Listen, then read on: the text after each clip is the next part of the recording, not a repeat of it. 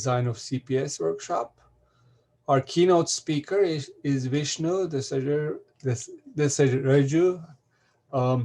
He's a senior research scientist at the Toyota Research Institute. He's based in Ann Arbor, Michigan. He actually received his undergraduate degree in electrical engineering in Ann Arbor. Coincidentally, recently I came across a paper of his, which I think he wrote as an undergraduate with Domitilla Del Vecchio on collision avoidance. This is actually a cool paper. So, and we cited it in a paper, so it was interesting to close the loop. So afterwards, Vishnu did a master's at MIT in aerospace. He has papers with Jonathan Howe from that period. So I assume, Vishnu, you worked with him for your master's. And then he moved on to CMU for another master's and a PhD in the Robotics Institute. So he received his PhD in 2017. Along the way, he received a AIAA Guidance Navigation Control Best Paper Award in 2018. So he works on motion planning and control for autonomous systems and increasingly moving in the direction of driver assist systems. So not pure autonomy, but shared autonomy, I guess, with the driver. And that's the subject of his talk today. So welcome, Vishnu. The floor is yours. Thank you. All right, let's see. Hopefully share screen cooperates.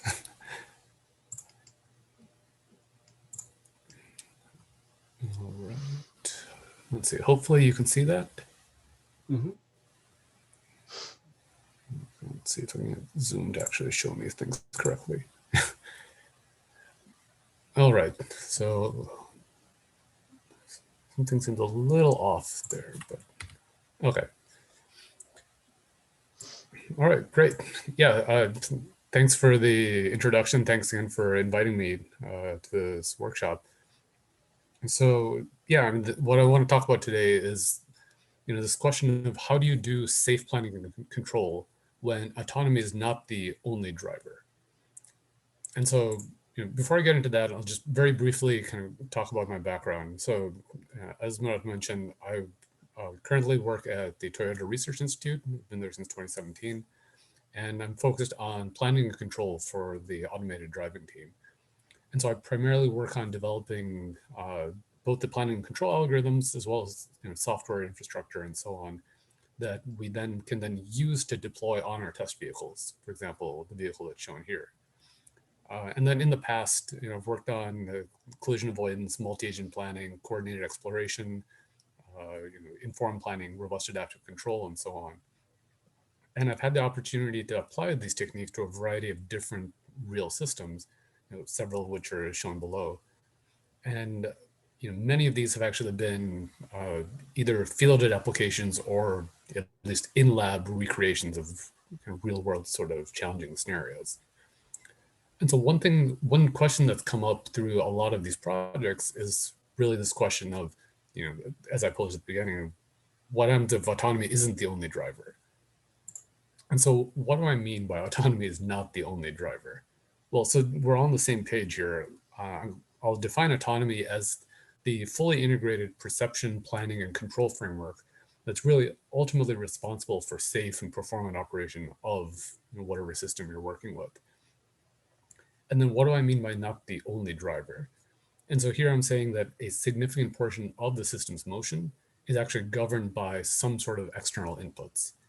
And since these are external, it means that the autonomy cannot directly control these inputs, and it also cannot safely just ignore these inputs. So because they are significant in terms of the system motion.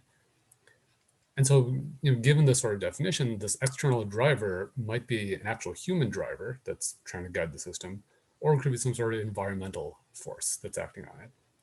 And it may or may not be cooperative, meaning that this external driver may not necessarily share the same objective that your autonomy has. And so, just trying to deploy planning and control algorithms in the wild, in real world applications, and getting them to work reliably is challenging enough. That's made even more difficult once you consider the fact that you typically have limited computational resources on these sorts of systems. And then when you add this sort of external driver, that's just one more layer of complexity on top of this already challenging problem. And so today I want to talk about two different projects that I've worked on that look at different aspects of this problem. So the first project is this idea of experience-driven predictive control. And so this is work that I did during my PhD at Carnegie Mellon. And this is considering the case where this external driver is really some sort of environmental effect, and it's not necessarily, it's not cooperative with the autonomy. The second project I was going to talk about is one of our ongoing efforts at TRI, which is the idea of the Toyota Guardian. And here the external driver is actually the human that's trying to drive the vehicle. And in this case, the human and the autonomy are actually cooperative. So kind of two different segments of this external driver spectrum that I laid out. And so I'll start with the experience-driven predictive control approach. And so here, oftentimes if we're trying to deploy planning and control algorithms in particular, and we want to ensure some sort of safety or operational constraints, and model predictive control provides a kind of really nice systematic way of formulating these sorts of problems. But as it turns out, it's actually not necessarily trivial to apply MPC to a lot of real autonomous systems. And one of the fundamental challenges here is, operating in the real world means you'll often have significant unmodeled forces acting on the system. So for example, if you have an aerial platform, you'll almost certainly have some sort of wind or other aerodynamic effects that will be basically pushing your vehicle off course. And so given the fact that these external effects have such a large impact, we can basically view them as another driver, which is completely independent from the autonomy, and so therefore completely unaware of any sort of safety constraints or operational constraints you may have. And of course, if you're dealing with these sort of platforms, especially something like a small quadrotor, you will generally have very limited computational power just because of the onboard size, weight, and power constraints. And so the video here shows a small quadrotor vehicle, which has just been commanded to fly in a straight line in front of this bank of fans. And you can see here that even though it's supposed to fly in a straight line, the strong wind, even though the wind is perpendicular, just the effect of this wind is so significant that it actually causes the vehicle to repeatedly crash and bounce off the ground. And so this is a clear violation of these sort of safety and operational constraints. And it just kind of reinforces how even such a simple task can become intractable if you really don't account for this external driver.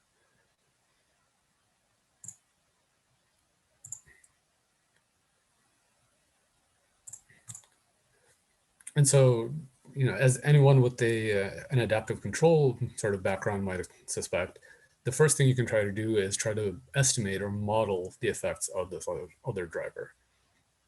And so we can use techniques like Kalman filters or Leuenberger observers to try to estimate the time varying effects of this external driver in real time, and then use that estimate to augment the MPC dynamics model.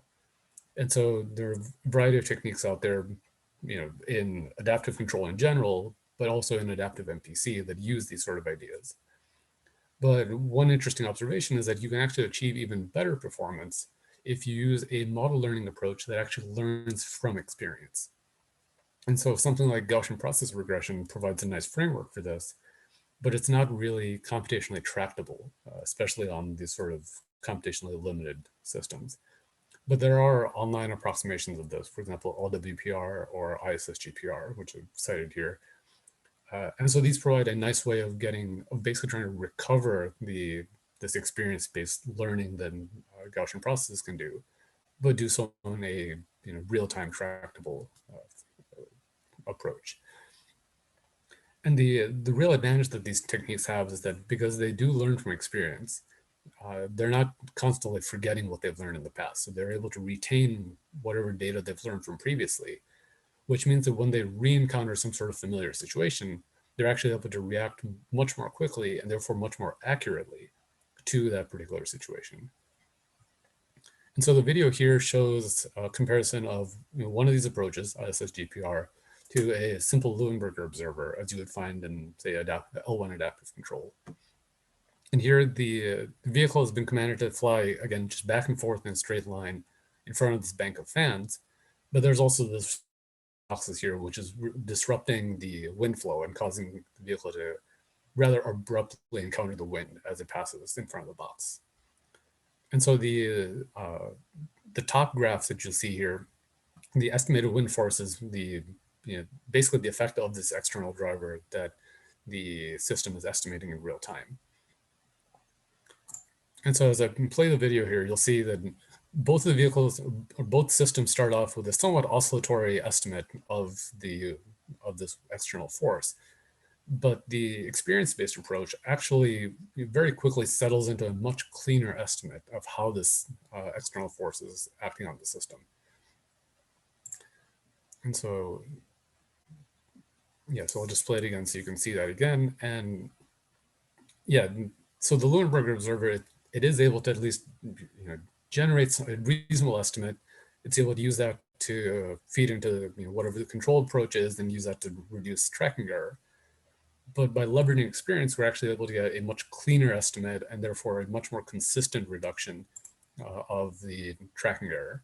And so this already gives us a good indication that the sort of experience-based approach that basically builds up a database of how this external driver impacts the system can really help improve our safety and operational performance. Of course, that's only half the challenge here. And the other half is the fact that we're trying to do MPC on a system with limited onboard computation. And so the big challenge here is that oftentimes, if you have a system with very limited compute, you don't really have the resources needed to do online optimization at the rate that would be required to stabilize a system like this. So that could be rates of 100 hertz, 200 hertz, 500 hertz, and so on. And so, yeah, so just being able to solve the optimization problem that quickly is, in many cases in these sorts of systems, just not tractable. Of course, there's another school of thought for MPC, which is explicit MPC, that basically seeks to push all of the optimization offline as a pre-computed phase. And so the animation that you see playing here basically illustrates how explicit MPC works. So rather than solving the optimization online, it partitions the state and input space into a variety of regions, where each region corresponds to one active set of the optimization. And then it computes the locally optimal controller for each of those active sets, stores all of those in a database, and then online, it simply has to identify the current active set in the database and then extract the controller corresponding to that region. And so this is nice in that the online portion basically turns into a database query. But the problem is this scales very poorly with the size of the MPC formulation. I think it's generally about exponential in the number of constraints. And so you can see that with more than just a handful of constraints, this will blow up to be completely intractable. The nice thing, though, is that there's actually a middle ground between these two, which is this kind of semi-explicit approach, or what was initially presented as partial enumeration. And so the idea here, as shown in the other animation, is that rather than building up this whole database offline, we can actually start with an empty database and then identify the active set that the system is initially in, solve the optimization one time to generate the locally optimal controller for that active set, and then store that in the database. And then as long as that controller still satisfies the optimality conditions, we can continue to apply that controller without any additional optimization. If we detect that we've exited that initial active set, we can again solve the optimization one time to identify the new controller for the new active set, add that to the database as well. And now we have two controllers that we just have to choose between to see which one is the current optimal, locally optimal controller. And so you can see how incrementally this can build up a subset of that same database, but now only really building up the portion that we actually need, given how the system is operating. And so this provides a much nicer way of building up this database incrementally. And one really interesting observation that comes out of just working through the calculations for this is that the locally optimal affine control laws that we're generating, as well as the KKD optimality conditions that correspond to them, these can all actually be parameterized by the dynamics model that we're using for the system. And so there's some assumptions on linearity and things like that, or linearizability that I won't go into here, but I'll refer you to the paper here and some of the other papers that I'll cite later for more details on that. But the fact that we're able to parameterize these controllers by the dynamics model means that we can now define a much more complete definition of experience. And so if we can say that the experience that the system has is a combination of the learned model of the system's dynamics, as well as this parameterized control law. And so by combining these two, we're actually able to capture the effects of both of these drivers. So the learned model captures the effect of the external driver, while the parameterized control law captures the effect of what the autonomy wants to do. So putting all this together gives us this idea of the experience-driven predictive control, or EPC. And so the idea here is, again, very similar to what I just presented with partial enumeration, except we first start by instantiating this model learning component, so something like ISSGPR or LWPR. And so that will constantly, just in the background, estimate the effects of this external driver on the system. And then just like in partial enumeration, we can start by solving the optimization one time, identify the locally optimal controller, and add that to our controller database. And then for as long as that controller continues to satisfy the optimality conditions, subject to this constantly evolving dynamics model, we can continue to apply that same controller without having to solve any other additional optimization. If at some point we no longer satisfy those optimality conditions, perhaps because the dynamic model has suddenly changed significantly, say there's a large gust of wind, or because the vehicle is just trying to do a more aggressive maneuver that perhaps pushes it up against different constraint boundaries, we can then switch to a secondary mode in this effectively mode switching controller, which will apply an intermediate controller, so some sort of simplified, shorter horizon, soft constraint sort of MPC formulation. And in parallel to that, it can solve the optimization to identify the new locally optimal controller and add that to the database. And so once we've done that, just like in partial enumeration, we now have two controllers in the database that we can choose between based on whichever one satisfies the optimality conditions, given the current dynamics model estimate. And so you can see how this process just repeats, and we can incrementally build up this database. And so this also results in effectively a dual mode controller between querying the database and occasionally having to solve this optimization with the parallelized formulation. It's a dual mode controller that gradually settles into that primary mode of querying the database as it gains more experience. And so, to see how this works in practice, here I'll show an example of a quadro that's commanded to track a line in a spatially varying wind field. So you'll see in the video here, there's again, a bank of fans just blowing wind at a very high speed. So the wind speed measured right in front of the fans is about 6 meters per second. And the vehicle has a velocity constraint of just over 3 meters per second for its motion. And so as I play this here, you'll see the vehicle is just flying back and forth through, through this wind field, both in and out of where the wind is in effect. And the other thing to note here is the controller is completely running onboard the system, and the available compute on the system is basically a cell phone grade processor. So I think the processor on here was basically the equivalent of a Samsung Galaxy S4 cell phone.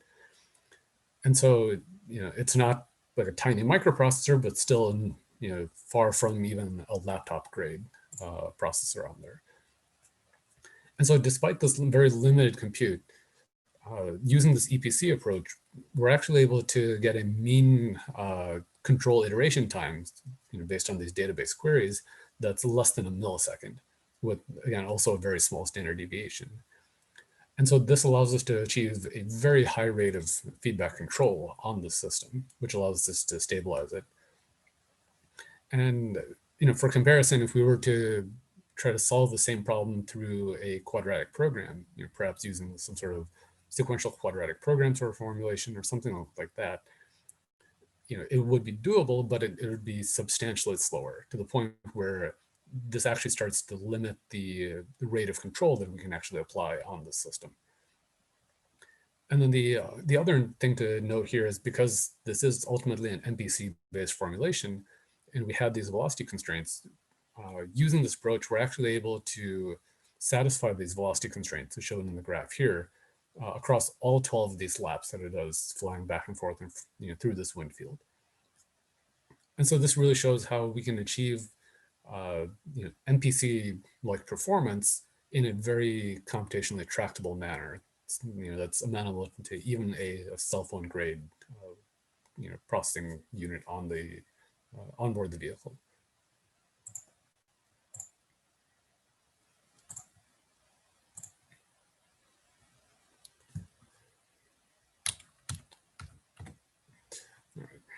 So there are a few extensions to this approach that I also want to talk about briefly. The first one is this idea of robust EPC. And so, as I've presented it, this external driver has generally been a kind of dominant source of uncertainty in the dynamics model. However, there's also oftentimes a smaller magnitude but higher frequency source of uncertainty, for example, sensor noise. And so we can easily extend this EPC formulation to account for the sort of high frequency uncertainty too. And so what we can do is, if we have some sort of, say, distribution on the sensor noise, we can project that forward using an EKF style belief propagation and project along the MPC horizon. And once we have that projection of the uncertainty, we can then translate it to a deterministic set of bounds using chance constraints. And by using chance constraints, it actually gives us a way of encoding a sense of risk into this formulation. And so the nice thing is, just like with the dynamics model, the locally optimal affine controllers, as well as those KKT conditions, can again be parameterized by these deterministic risk-limited bounds. And so the video you'll see here has a region of high noise shown by this red carpet. And that's basically just emulating a region where, for example, the system's onboard perception might be degraded for some reason, or might not have sufficient features or sufficient richness for it to actually accurately track. And so as the vehicle flies back and forth through this region, it's again trying to enforce these velocity constraints. And you can see from the top graph that across multiple trials, which are all overlaid here, if we don't account for this high frequency noise, we'll actually repeatedly violate those velocity bounds. Whereas using this robust extension of the approach, we're able to reliably stay within those bounds. And so this just provides another way of mitigating the effects of uncertainty. What the model learning capturing the bulk effect of this external driver, and this robust extension capturing the effects of these high frequency variations. And so putting all this together, here's an example of the system operating in a very challenging environment, which is more realistic to what we might encounter in the real world on a windy day. And so here we have 8 fans all surrounding the vehicle, pointed in different directions, again, generating that very high speed, about 6 meters per second wind. And we're running a cascaded version of this robust EPC approach onboard the system. And so this means that we have a position control loop running at 100 hertz and an attitude control loop running at 250 hertz. And we again have a velocity constraint that the vehicle has to enforce. And so the video on the left shows the robust EPC approach, while the video on the right shows L1 adaptive control as comparison. And the graph on the bottom shows the mean tracking error as the vehicle tracks basically a circle trajectory through this environment. And it'll fly a couple laps as it goes through there. And what you see is, because it's using this experience-driven approach to build up the dynamics model, the mean tracking error actually steadily decreases for robust EPC as it accumulates more and more experience. And so, in comparison, L1 adaptive control does a reasonable job, but this is such a, windy, turbulent environment with this, extremely strong cross flow created by these 8 fans that at the end of the day, the L1 adaptive control performance does degrade substantially just because it's effectively constantly forgetting and then having to relearn the effects of these disturbances. And it's also not enforcing any of these constraints. Whereas the robust EPC is able to enforce these constraints. And throughout this entire run, even though I don't have the graphs here, but it basically was able to do so with only one minor violation of the velocity constraint by a small fraction. And so for a system operating in the real world, that's actually pretty good. And if we really wanted to mitigate that, we could further adjust that risk knob to increase our buffers a bit more. And so what this really shows is that using this experience-based approach and building up this this database of experiences to capture both the effects of the dynamics of the external driver on the dynamics, as well as the what the autonomy actually wants to do in terms of these locally optimal controllers, putting all that together actually does help us reduce tracking error and satisfy our safety and operational constraints. And so, this provides a nice formulation for doing all this when you're able to solve at least a few optimization problems online to build this database. But in some applications, you may not be able to actually even do that. And so if you consider, extremely computationally limited platforms, for example, this tiny quadrotor that I've got visualized at the top, this EPC type of approach may not be directly applicable there.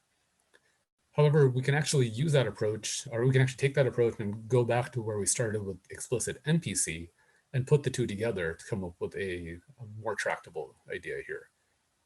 And so this approach called explicit EPC takes this idea of accumulating experiences, but now moves it over to simulation and basically generates a set of synthetic experiences through simulated exploration of the reachable space. And so this exploration could be done through some sort of Monte Carlo rollouts, could be done through some sort of tree search. In this case, I used a dynamically constrained RRT that also embeds the EPC within it in order to do this dynamically constrained exploration. And so basically, as you run these simulations and you gain the synthetic experience, you can follow the exact same process as I outlined for EPC to build up the same sort of database, but now do the whole thing offline.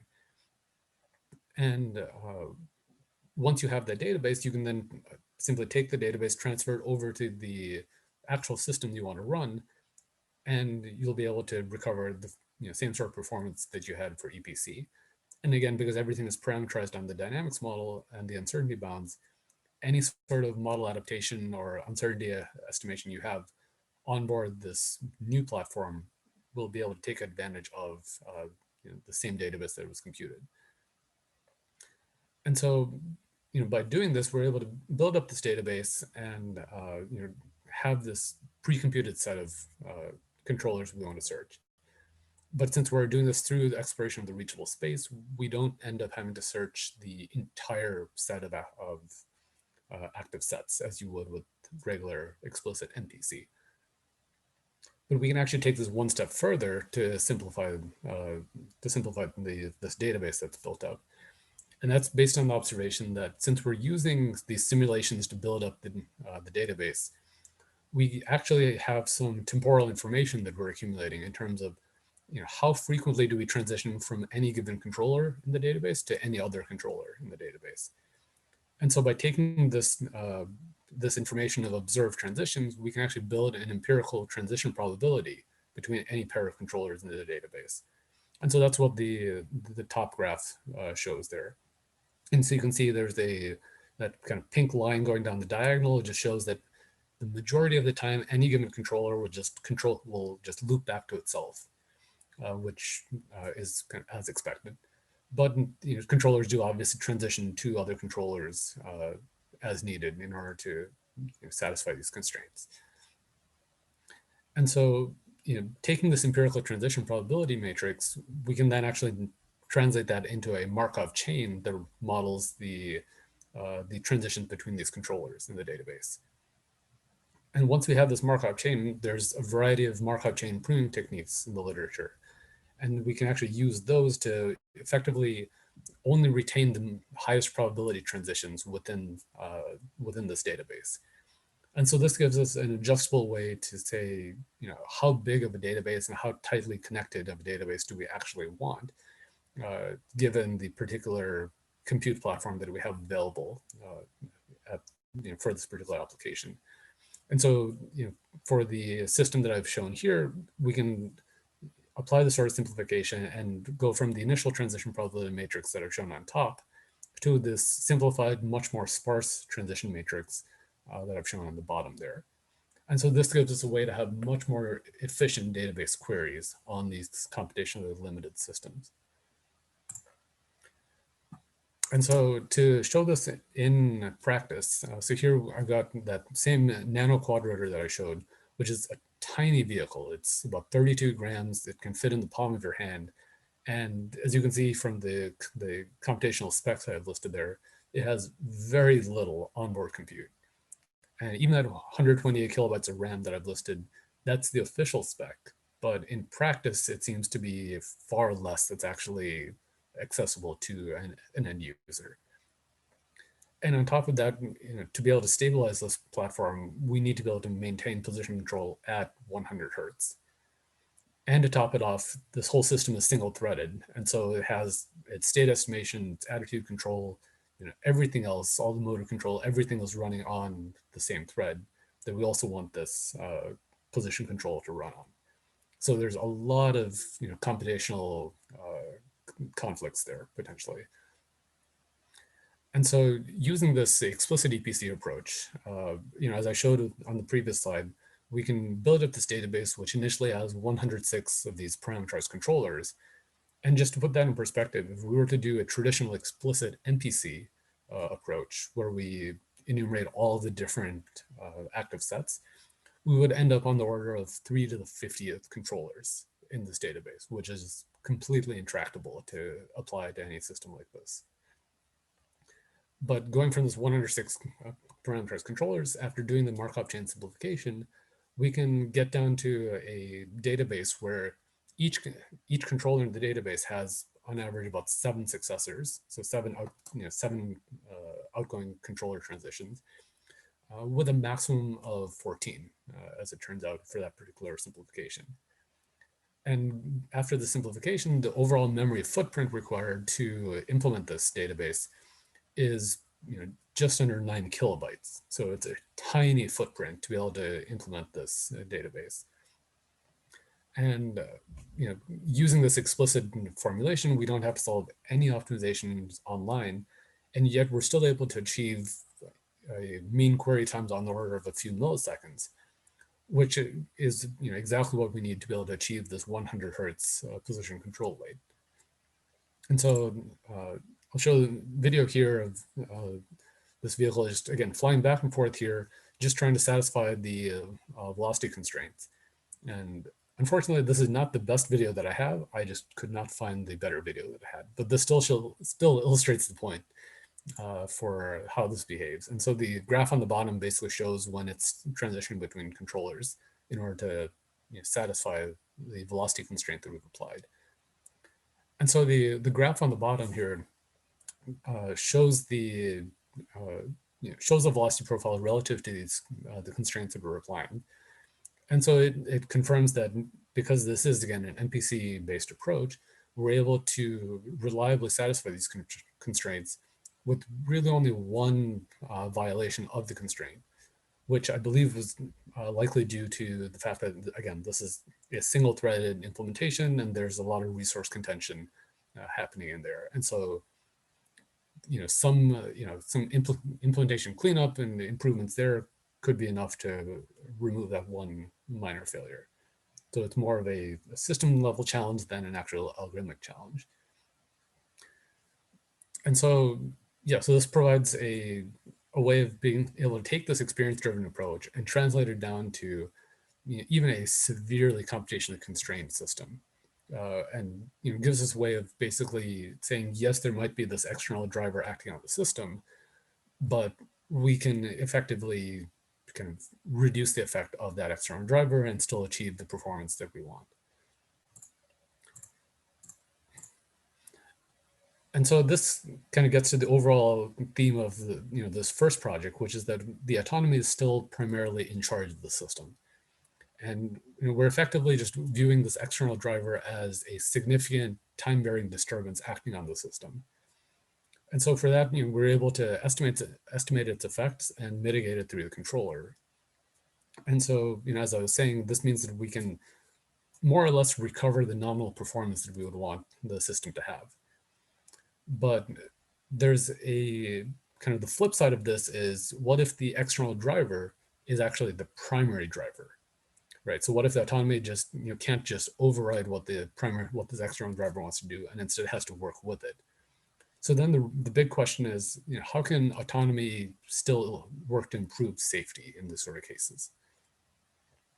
And so this gets to the second project that I want to talk about, which is this ongoing work we have at TRI on the Toyota Guardian.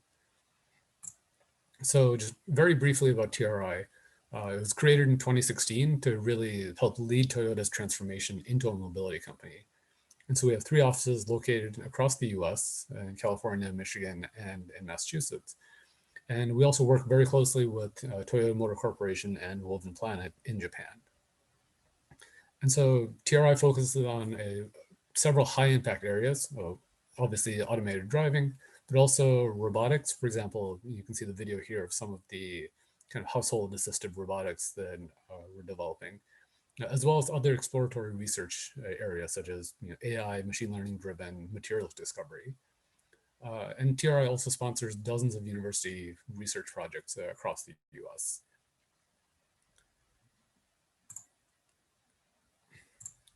And so, TRI, as I mentioned, I primarily work on automated driving, and TRI's approach to automated driving is this idea of one system, 2 modes.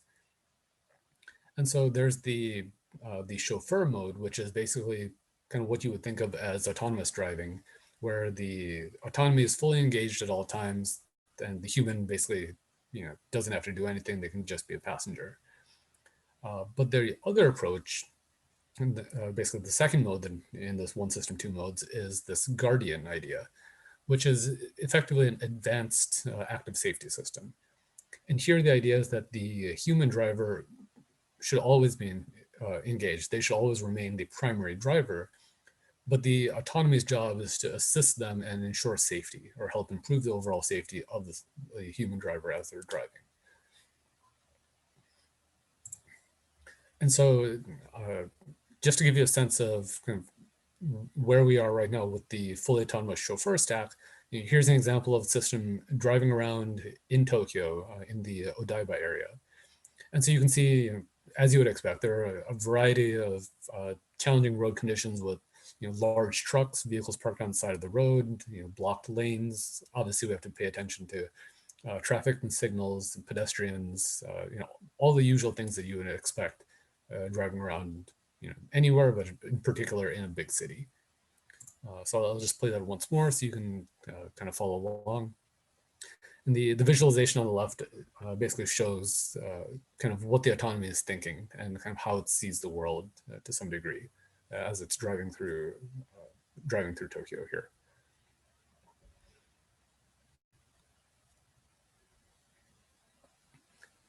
And I guess one of the other key points that often comes up in our internal discussions is that for a vehicle like this, we want it to drive smoothly, right? So there's this idea of drive like a human, not like a robot. And so, that's just one of the big challenges in Chauffeur.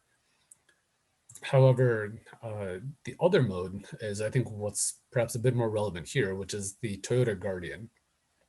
And here, the high level idea is that the AI guards the human. And so we want to be able to leverage the same sort of technology that we're developing for Chauffeur, but now have the human still be the primary driver. And so, the part of the motivation here is that this provides a kind of faster approach for actually deploying this technology, as you don't need to get to this level of, the autonomy being able to handle 100% of all scenarios and do so perfectly, but it can kind of incrementally build up and help uh, make things safer. Basically, building on existing lane keeping or adaptive cruise control sort of ideas, but taking that to the next level. But another aspect of this is that the Guardian system can actually help make driving even more fun for the driver. And I'll touch on that briefly in a couple slides. But the core technical idea behind this is this notion of blended envelope control. And so this is an idea that comes from the aircraft safety control, where there's this idea of these safety envelopes that the aircraft is constrained to fly within. And as long as the pilot is within those within that envelope, then they're able to operate. But as they move to try to potentially violate the envelope, they get some sort of resistance or some sort of limitation on what the system can do, just to make sure that it always remains safe. And so we can extend that same idea to vehicles, and we can integrate the perception and planning control that's available on board our vehicle in order to help define what these envelopes are for a car. And once we have these envelopes, then we can use an MPC-based approach that incorporates all these envelopes and then uses that to help augment the human driver inputs to ensure that those bounds are always satisfied.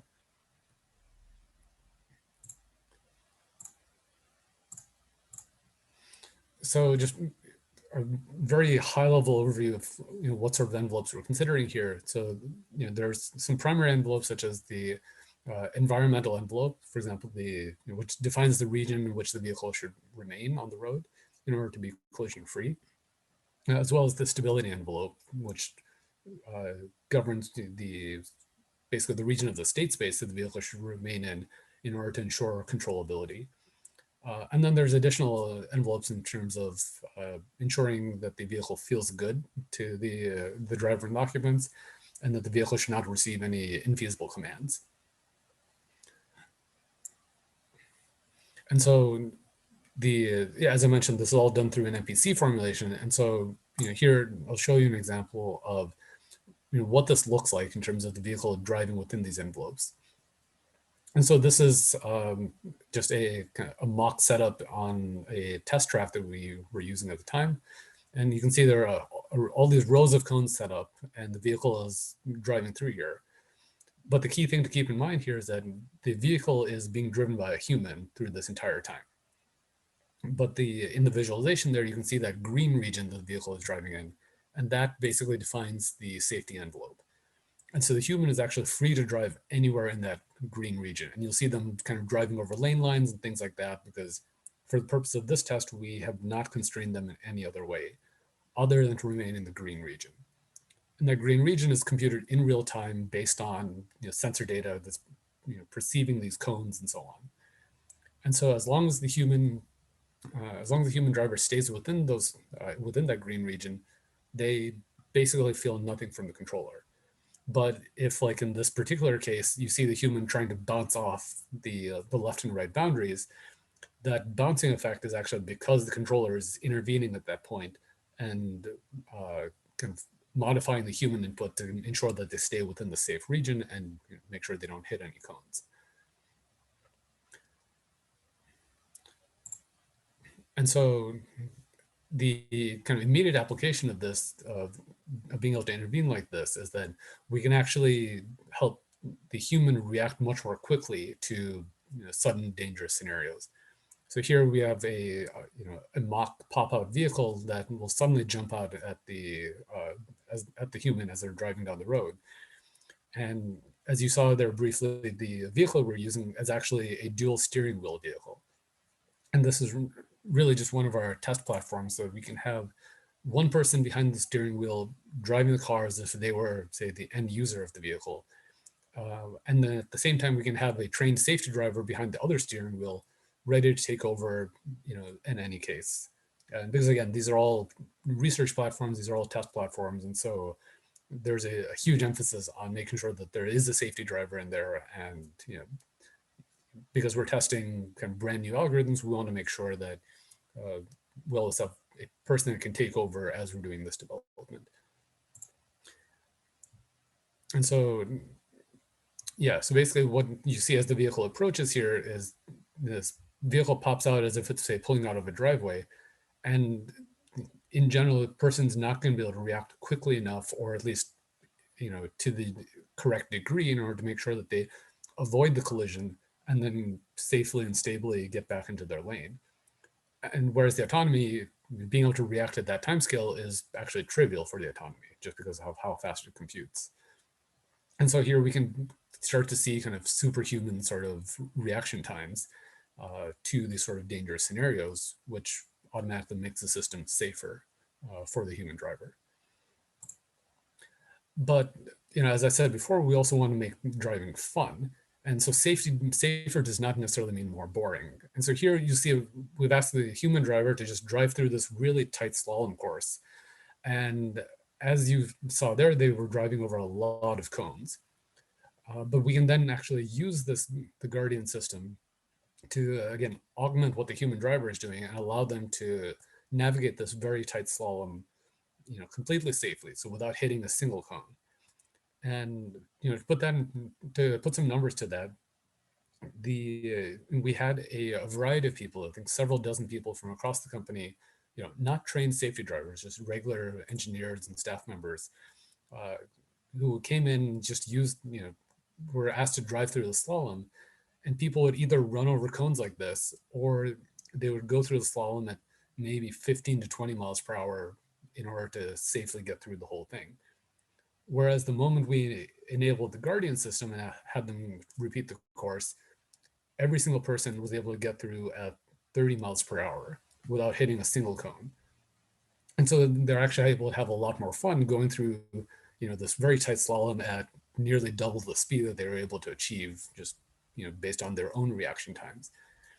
And so this, the feedback we were getting from all the people that were going through here is that it was a lot more fun. And, it was actually kind of a cool experience for them to be able to go through the sort of slalom, because that's not something that they would have been able to do on their own.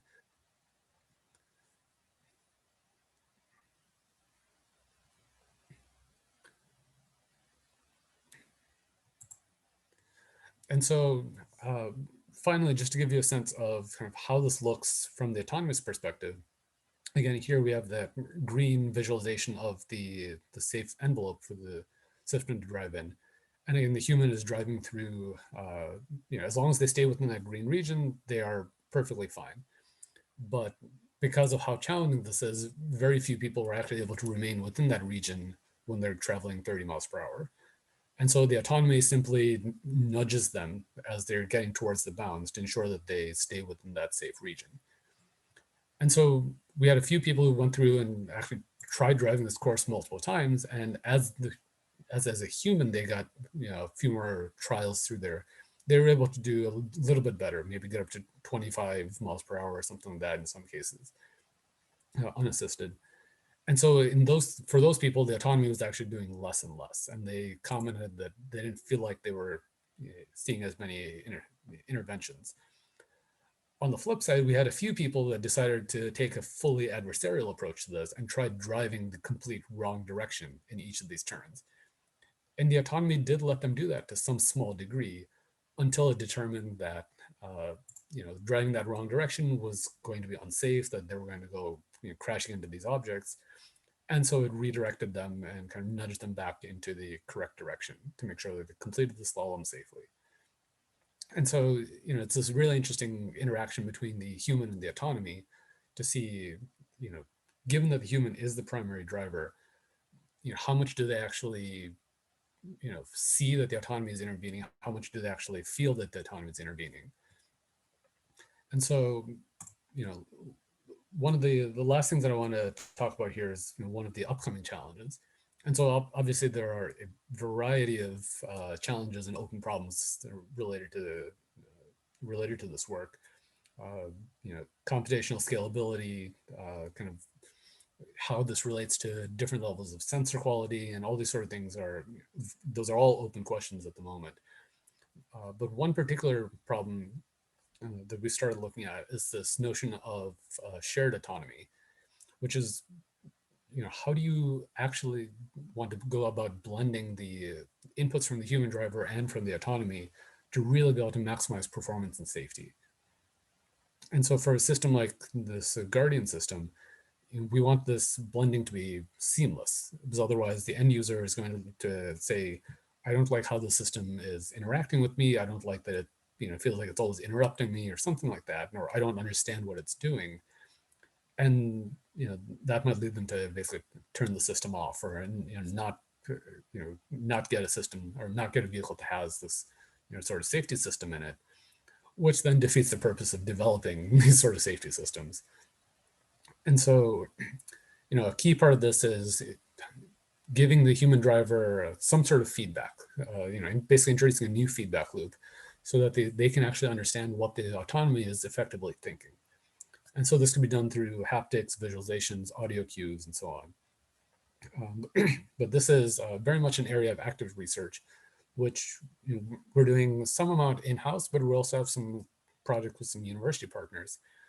And so the two images I've shown here are actually from this really interesting project from the University of Michigan that I've been involved with, where they're actually looking at modeling or trying to estimate the workload of the human online, and workload being, how much are they paying attention, how distracted are they, how are they stressed about something else, is how difficult of a driving scenario is this, are they dealing with kids in the back seat, and all that sort of stuff, kind of trying to quantify that, and then using that as basically as a blending factor in the autonomy system. So basically in the control loop, to gauge how much the autonomy should intervene and how much the human action should come into play.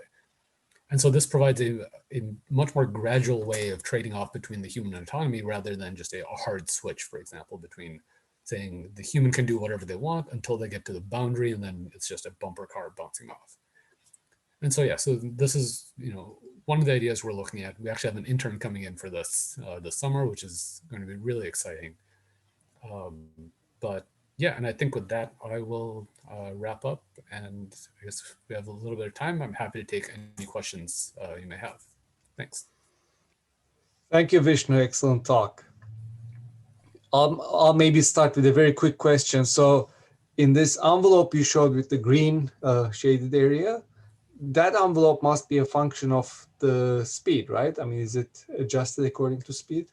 I assume it's narrower when you are going faster.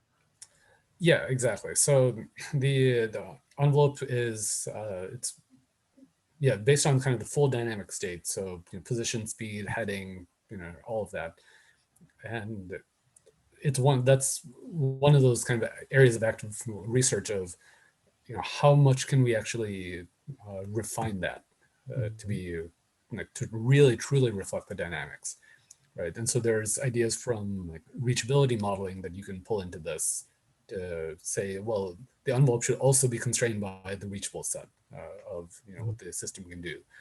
And so so as I showed on one of this slide, for example, that stability envelope, you could build off of that to kind of generalize this to kind of a reachability envelope and things like that. Yeah. And does the Guardian intervene when the speed is getting too high, so high that the envelope is too narrow? I mean, does it mess with the speed also, or is it just the steering?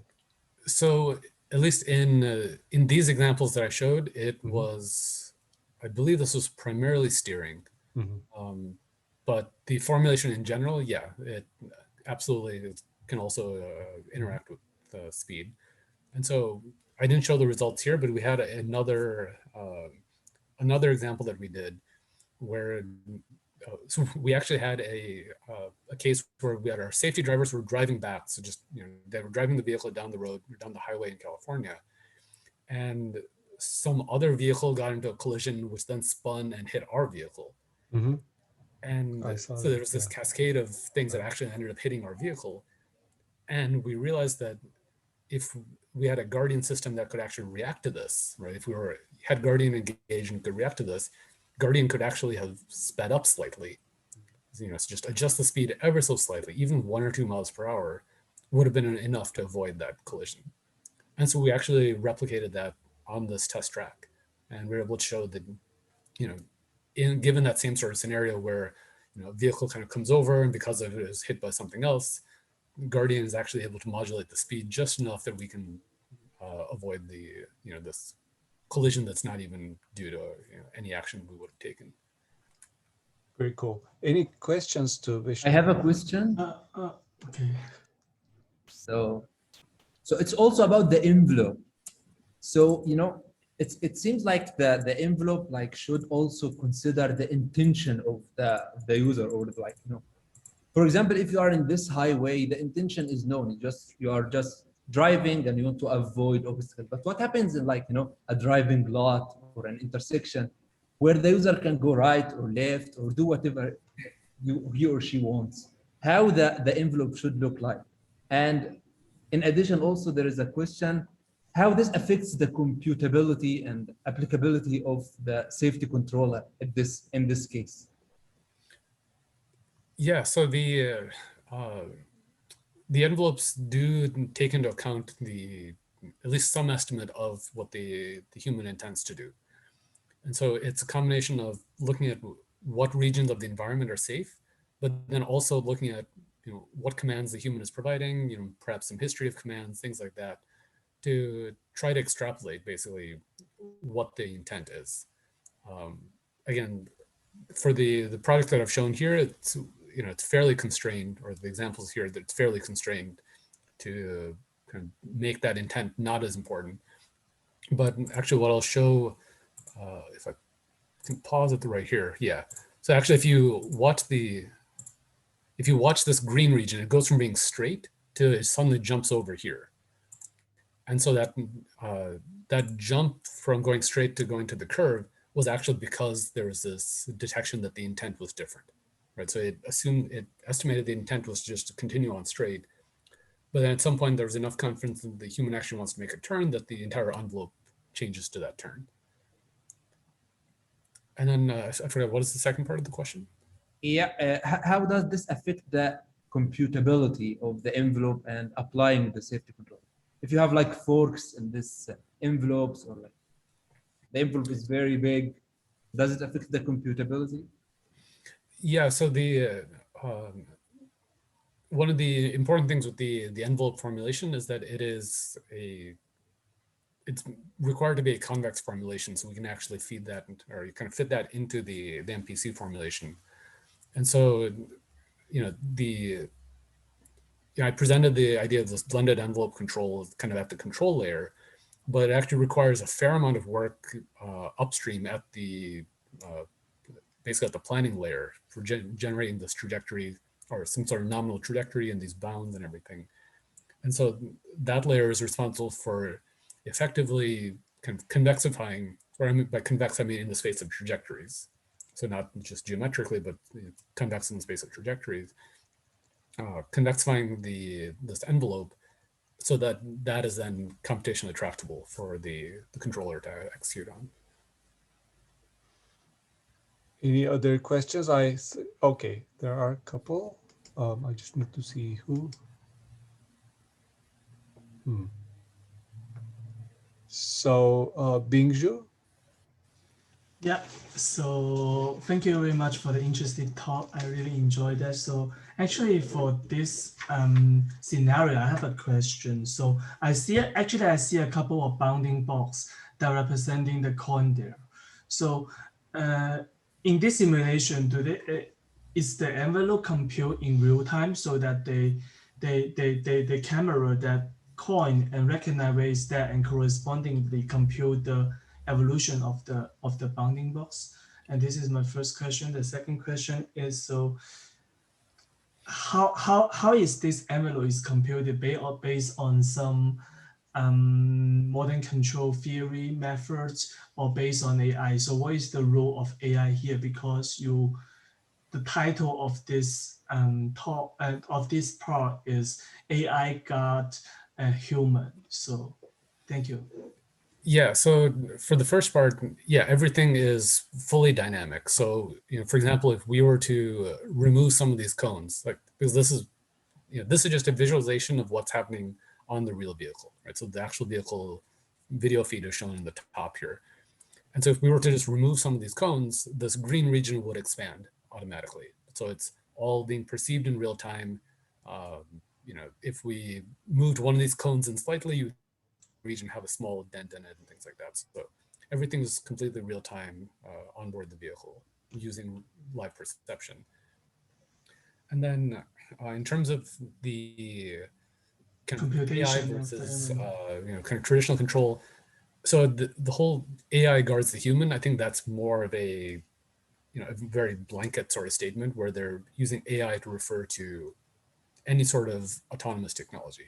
Okay. Right? So that's I think that's geared less towards the technical audience, more towards the sales pitch. Right. So how okay, I think we need to move to others. Others Okay, have questions too. So Ramiz had a question.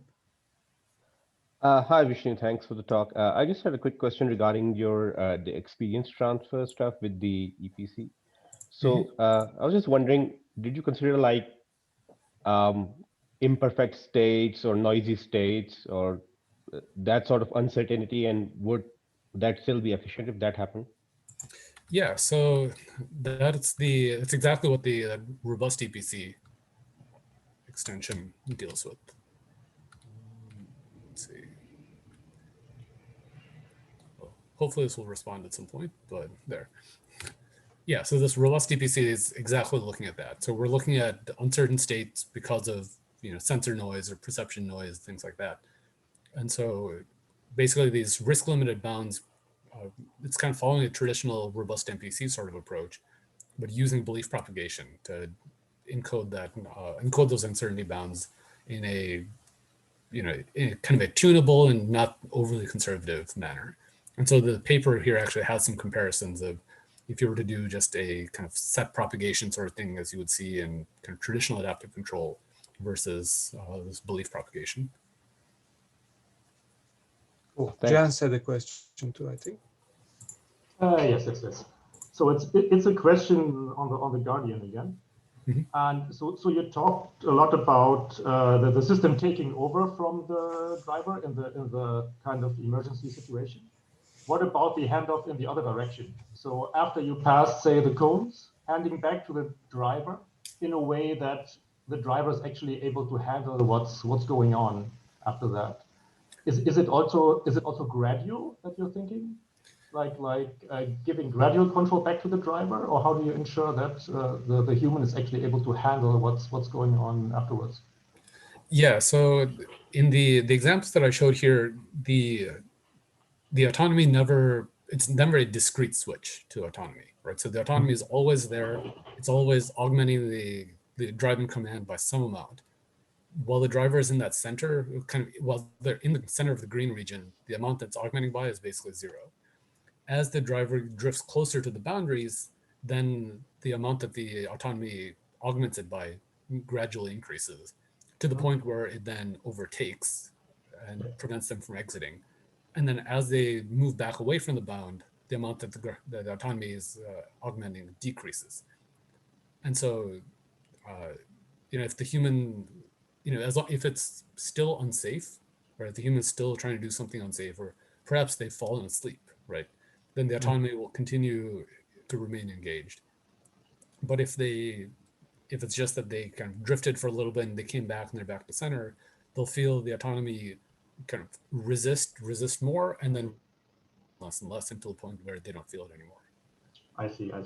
But doing this blending, the blending it's certainly not a trivial thing in terms of this handoff. Yes. So that's where, for example, the shared autonomy comes in. Exactly, and I feel that the handoff back to the human is actually the more critical one in a sense, right? Yeah. Because the human has to know that now something is going on, that he has to do something again. It may have been close to full autonomy before, and now it's kind of putting responsibility back on the person, and that's kind of the hard part, I guess. Yeah, But yeah, thank you. completely agree. All right. On that note, I think let's thank Vishnu again. Thank you, Vishnu. Excellent talk. And we have a short break, and we reconvene at 8:15.